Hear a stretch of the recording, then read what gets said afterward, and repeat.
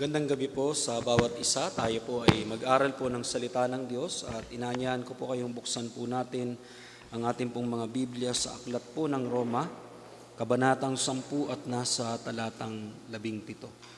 Romans chapter 10 on verse 17, sabi po dito, "So faith comes from hearing and hearing through the word of Christ." Pagpalain po ng Diyos ang ating talatang binasa.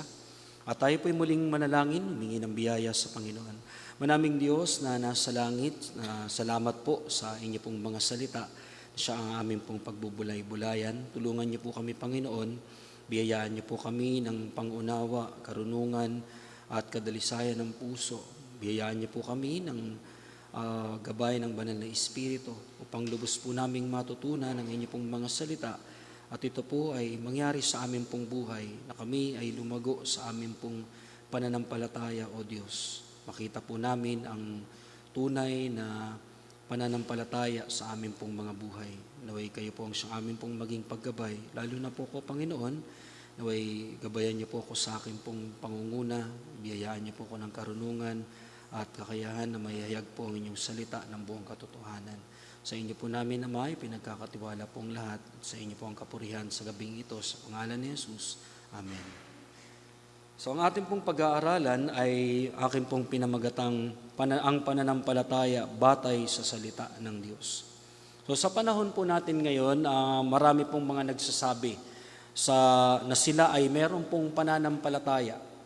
Ngunit marami po sa mga nagsasabi ng mga mananampalataya ay taliwas po sa salita ng ating pong Diyos o hindi batay sa salita po ng Diyos. Dahil ang tunay pong pananampalataya, hindi po yan yung pakiramdam lamang o hindi isang tradisyon na sa pangsarili na kaunawaan ang salitang pananampalataya. So saan nga po ba natin matatagpuan ang tunay na pananampalataya?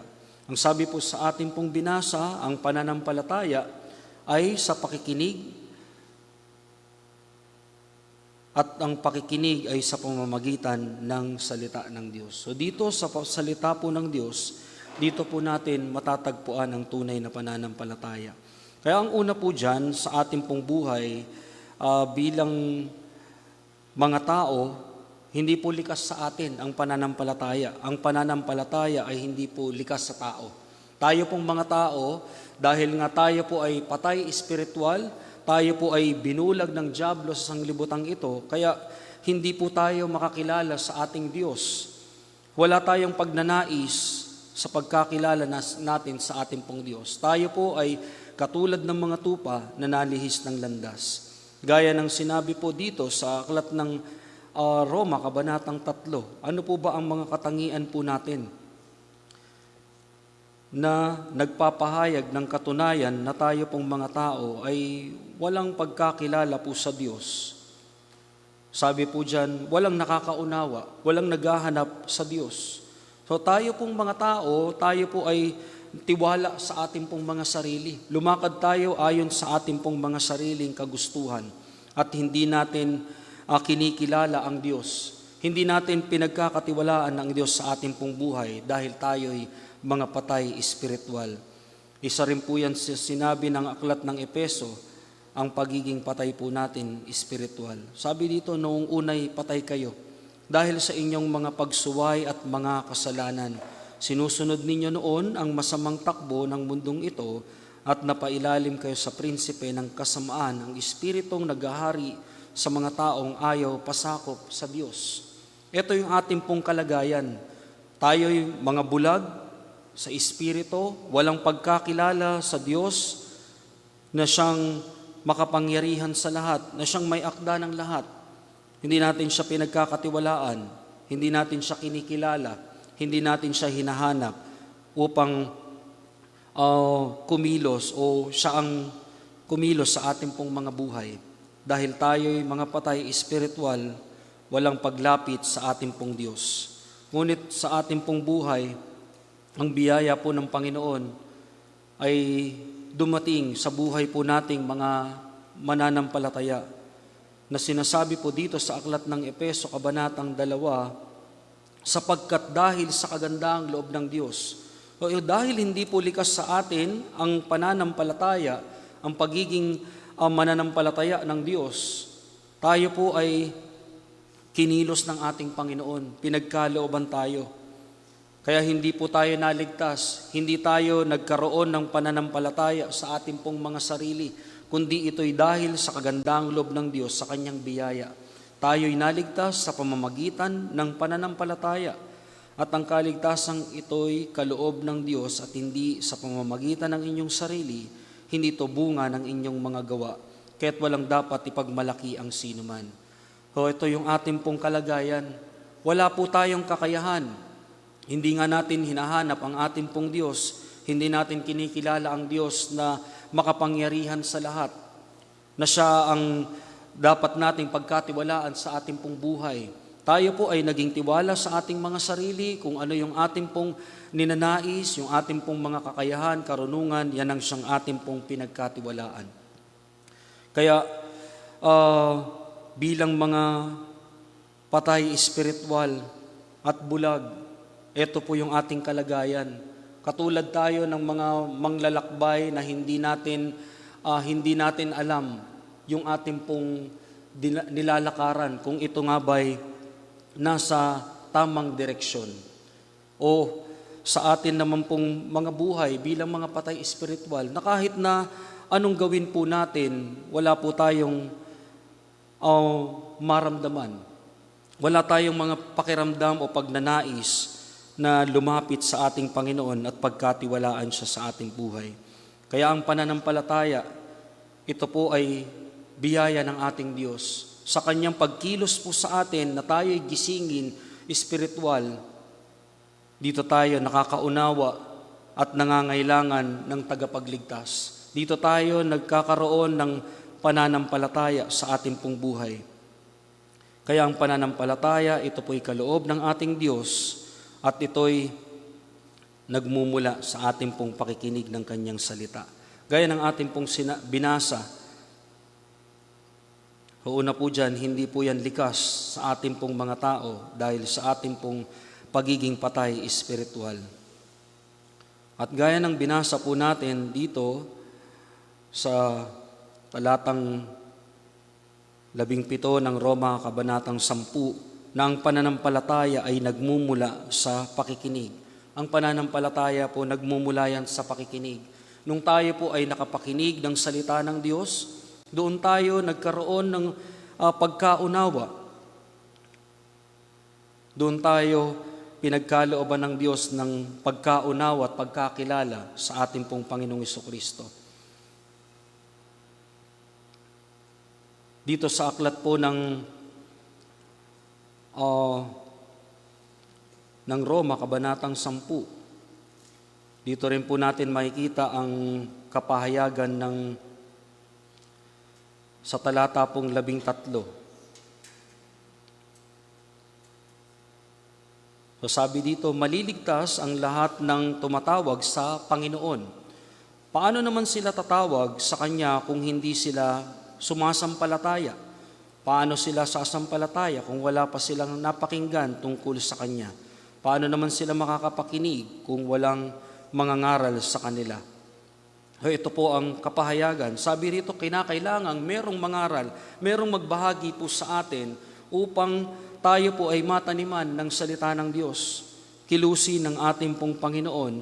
At sabi diyan, sa pangangaral ng salita ng Diyos, ang pagkilos ng Panginoon, bibiyayaan tayo ng pagkaunawa ng Kanyang mga salita upang sa ating pong pakikinig, ating pong maunawaan ng salita ng Diyos at ating pong makilala ang ating pong Panginoon na siyang ating pong sasampalatayanan. Kaya ang pananampalataya, yan ay sa pamamagitan ng pakikinig. Hindi po yan sa ating pong pakiramdam o panaginip o sa relihiyon natin na tayo po ay sumampalataya dahil sa meron tayong relihiyon, meron tayong napanaginipan natin, ay nagkaroon ako ng pananampalataya, napanaginipan ko si Jesucristo na siyang aking dapat sampalatayanan, o naramdaman lang natin sa ating pong mga buhay. kundi yan ay kinakailangang meron pong mangangaral ng salita ng Diyos magpapakilala sa atin sa Panginoong Jesucristo upang siya'y atin pong sampalatayanan. Dito rin po sa Aklat ng Santiago, kabanata pong 1 at nasa talatang 21. So sa James chapter 1 and verse 21, sabi dito, "Kaya't talikuran na ninyo ang inyong marunuming gawa at alisin ang masasamang asal, magpakumbabang tanggapin ninyong taimtim sa inyong puso ang salita ng Diyos, sapagkat ang salitang ito ang makakapagligtas sa inyo. Mamuhay kayo ayon sa salita ng Diyos kung ito'y pinapakinggan lamang ninyo, ngunit hindi isinasagawa, dinadaya ninyo ang inyong sarili." Pero ito, ang sabi dito na sa pamamagitan ng pakikinig natin ng salita ng Diyos, nakikita rin po natin yung ating pong tunay na kalagayan. At ito, sabi dyan, ang utos sa atin ay ating talikuran yung ating pong mga masasamang gawa at tayo'y lumapit sa ating pong Diyos. Sabi dyan, tanggapin ninyong taimtim sa inyong puso. Tanggapin, ating pong pagkatiwalaan. At sabi dyan, sapagkat ang salitang ito ang makapagliligtas sa inyo. Naririto, dito natin lubos na makikilala sa salita ng Diyos sa ating pong pakikinig ang Panginoong Jesucristo. Kaya nga sabi dyan, sa pakikinig at sa pakikinig, tayo po ay lubos na makakakilala sa ating pong Panginoon.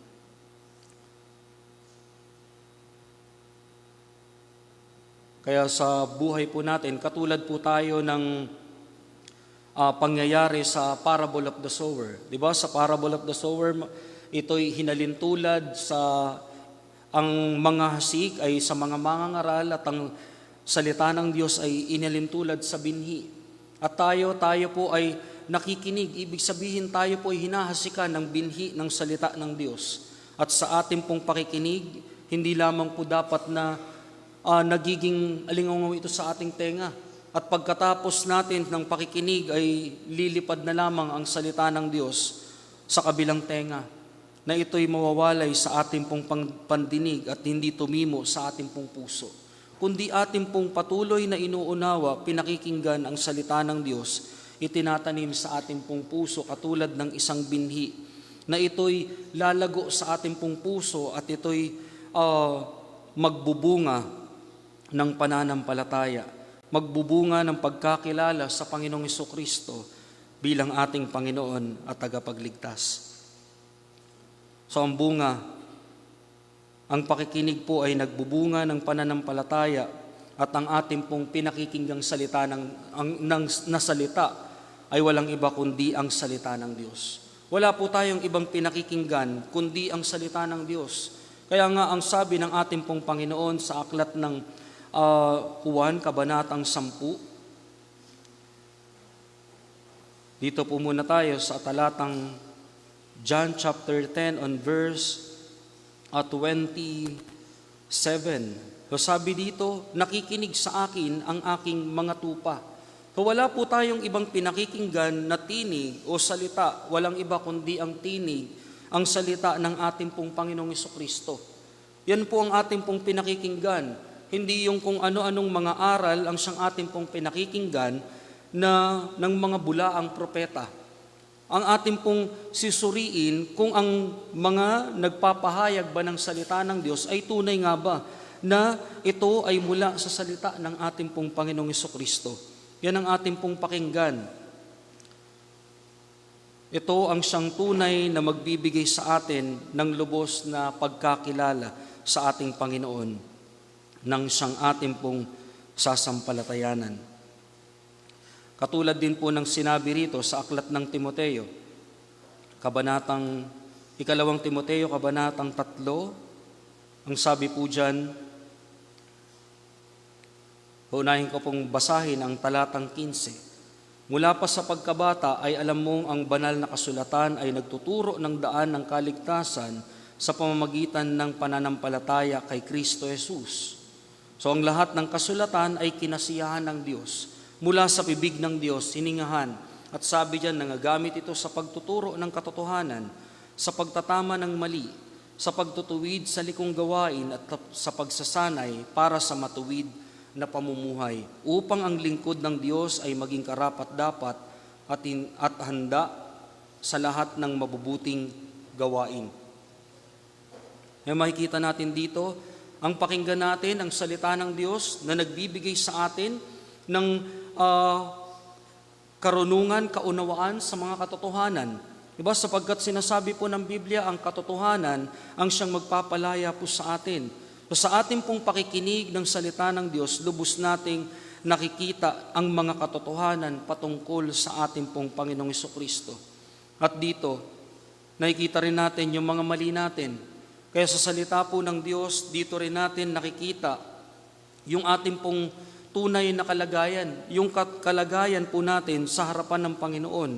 Kaya ang salita ng Diyos, hinalintulad ito sa salamin ng ating pong buhay, na nakikita natin kung ano po yung mga mali sa atin. Kaya wala tayong ibang dapat na pakinggan, kundi ang salita ng ating pong Panginoon. At sabi pa po dyan, sa pagsasanay sa matuwid na pamumuhay. So rito, hindi lamang tayo sasawayin sa ating pong mga maling gawain, sa ating pong mga maling pamumuhay, kundi tuturuan pa tayo. Dito natin makikita kung ano yung daang matuwid, yung daan na dapat po nating tahakin, yung daan na makapagbibigay sa atin ng mabuting pamumuhay. At sabi dyan, sa pakikinig natin ng salita ng Diyos, lumalago tayo sa ating pong pananampalataya. Lumalago tayo sa ating pong buhay bilang mga mananampalataya. At sabi dyan, upang ang lingkod ng Diyos ay maging karapat-dapat at handa. Hinuhubog po tayo ng salita ng Diyos. Kaya sa ating pong buhay, ano yung ating pong mga pinakikinggan? Ano yung ating pong mga binabasa? Ano yung ating pong sinusuri sa ating pong buhay? Sana'y tayo po ay patuloy na nagiging masaya.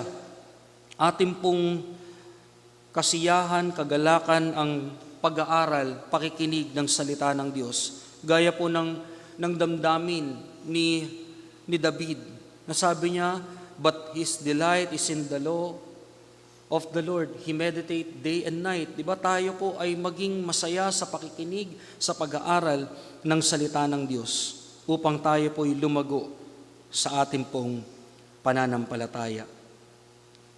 Dahil ang buong aklat po o ang buong Biblia, ang mga aklat dito sa Lumang Tipan at sa Bagong Tipan, yan po ay nagpapahayag ng buhay ng ating pong Panginoong Hesukristo. Dito sa aklat po ng Juan, kabanatang 5 at nasa talatang 39. On John chapter 5, on verse 39, sabi rito, saliksikin ninyo ang mga kasulatan, sa paniwalang doon ninyo matatagpuan ang buhay na walang hanggan. Ang mga kasulatang iyan ang nagpapatotoo tungkol sa akin. Ang sabi po ng Panginoong Hesukristo, dito sa kanyang mga salita sa Biblia, dito po natin matatagpuan ang daan patungo sa buhay na walang hanggan. At dito natin lubos na makikilala ang Panginoong Hesukristo, ang ating pong Panginoon at tagapagligtas. Dapat nating pag-ukulan ng panahon. Lagi po nating binibigyan ng panahon at oras ang salita ng Diyos, sapagkat hindi lamang po ito pagkain ng ating pong mga kaluluwa. Bagkus ito po ang siyang pumapatnubay sa atin, ito ang siyang magbibigay sa atin ng kalaguan sa ating pong pananampalataya at pagkakilala sa ating pong Panginoong Hesukristo.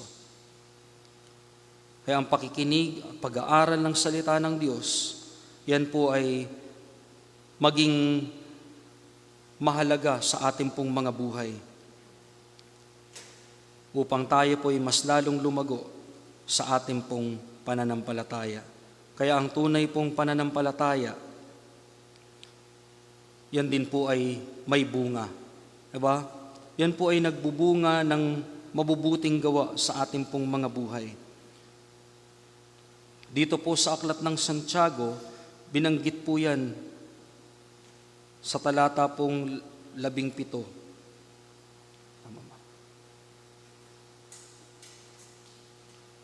No, sabi dito,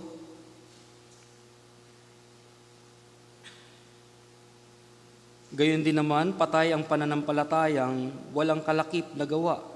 Ngunit may nagsasabi, may pananampalataya ka at may gawa naman ako.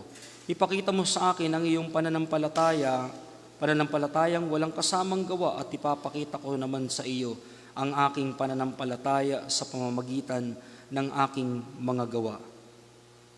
So dito, ipinapahayag, ang pananampalataya po natin, dapat yan ay nagbubunga sa ating pong buhay, na ipapamuhay po natin, na tayo po ay nagiging patotoo ng ating pong pananampalataya. Katulad ng ating pong pinag-aralan kagabi sa buhay po ni Noe, na siya'y namuhay sa pananampalataya, pagsunod sa ating pong Panginoon, na kanyang sinunod ang kalooban ng ating pong Ama, na tunay na kanyang pinagkatiwalaan. Yan po ang tunay na pananampalataya. Kasi ang peki pong pananampalataya na sinasabi natin na sinasampalatayanan natin ang ating pong Panginoon, ngunit meron pa tayong pagdududa sa ating pong mga buhay. May pangamba pa tayo sa ating pong mga kinabukasan. May pangamba pa tayo sa ating pong kahihinatnan sa kabilang buhay. May mga pagkatakot pa tayo sa kamatayan. May pagkatakot pa tayo sa ating pong kinabukasan, sa ating pananalapi, sa ating pong pag-aaral. Kung tayo po ay tunay na nananampalataya sa ating pong Diyos, pakita po natin yan, na tayo po'y mamuhay na nagtitiwala sa ating pong Diyos, nagpapasakop sa Kanya pong kalooban. Katulad ng ating pong binasa dito sa Aklat ng Hebreo, Kabanatang 11. Umpisahan ko po sa talata pong 1. So dito ko po basahin sa English version, kasi dito sa Tagalog po natin, malayo po ang pagkakatagalog dito sa... So sabi dito, now faith is the assurance of things hoped for, the conviction of things not seen. So sabi po dyan, ang ating pong pananampalataya, katiyakan ng ating pong pag-asa. Hindi man po natin nakita ang ating Diyos, ang ating pong Panginoong Jesucristo, ang kabilang buhay, hindi pa natin yan nakikita, ngunit tayo po'y naniniwala, nagtitiwala sa ating pong Diyos, sa Kanyang mga salita, sa Kanyang mga pangako, pinagkatiwalaan natin siya, at tayo'y umaasa sa Kanya. Iba, nakatitiyak tayo, umaasa tayo sa ating pong Panginoon. Kaya sana'y itong pananampalataya po natin, tayo po'y lubos na umaasa sa ating Panginoon. At sabi nga rito sa talatang 6, and without faith, it is impossible to please Him. Hindi natin nalulugod ang ating pong Diyos. Hindi siya naluluwalhati sa ating pong buhay. Kung wala tayong pananampalataya, may pagdududa tayo sa ating pong Diyos. Pinagdududahan pa natin ang kakayahan ng ating Panginoon. Tandaan po natin, ang Diyos po natin, walang imposible sa Kanya. Lahat po ng bagay ay posible sa ating pong Panginoon. Kahit na anong pinakamahirap na bagay sa ating pong buhay, ay kaya niya pong solusyonan. Kaya sabi dyan sa sumunod na talata, sapagkat ang sino mang lumalapit sa Diyos ay dapat sumasampalataya ng may Diyos na nagbibigay ng gantimpala sa mga nananalig sa Kanya. Kung tayo po'y meron pong idinulog sa ating Panginoon, tayo po'y magtiwala sa ating pong Diyos na ito'y Kanyang ipagkakaloob ayon sa Kanya pong kalooban sa ating pong buhay. At ang Diyos po natin, hindi po yan nagkulang sa mga sumasampalataya, mga tunay na nananalig po sa Kanya. Sabi dito, nagbibigay ng gantimpala sa mga nananalig. Yung tunay na naniniwala sa Diyos, sumasampalataya sa Diyos, ay Kanyang pinagkakalooban ng gantimpala. tinutugon sa kanilang mga panalangin. Kaya sa buhay po natin, sana yung ating pong pananampalataya ay tunay, na ating pong pinagkatiwalaan ng Diyos, isinuko natin ang ating pong buhay, isinuko natin yung ating pong mga ninanais sa ating pong mga buhay. Ipinagkatiwala po natin yan sa ating pong Panginoon. Kaya ang katanungan po sa bawat isa sa atin, para sa ating pong pagtatapos, yung pananampalataya ba natin ay tunay? Kung tunay ang ating pong pananampalataya, ating pong itong pagsumikapan na lumago at hindi manghina.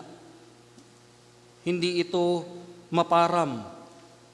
Bagkus ito po ay mas lalo pong maging matatag, mas lalo po tayong lumago sa pananampalataya.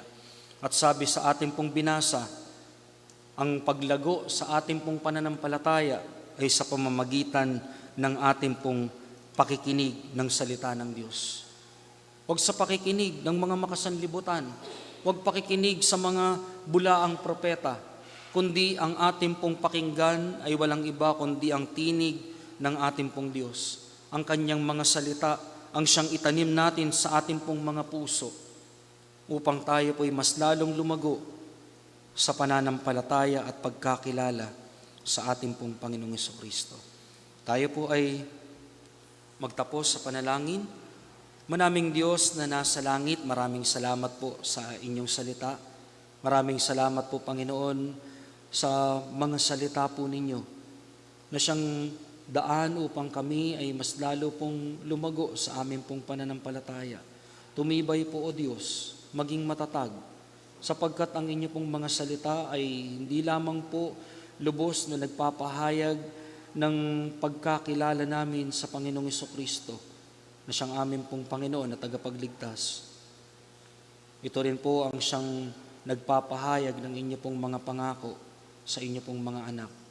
Dalangin po namin, Ama, na pagkatiwalaan po namin kayo ng lubos at kami po ay umasa sa inyo pong mga pangako na amin pong matatagpuan mula sa inyo pong mga salita. Palain niyo rin po ang gabing ito sa amin pong patuloy na pagdulog namin sa inyo pong trono ng biyaya. Tulungan niyo po kami, Panginoon, sa amin pong mga panalangin sa pangalan ni Jesus. Amen. So tayo po ay dumulog sa ating pong Panginoon.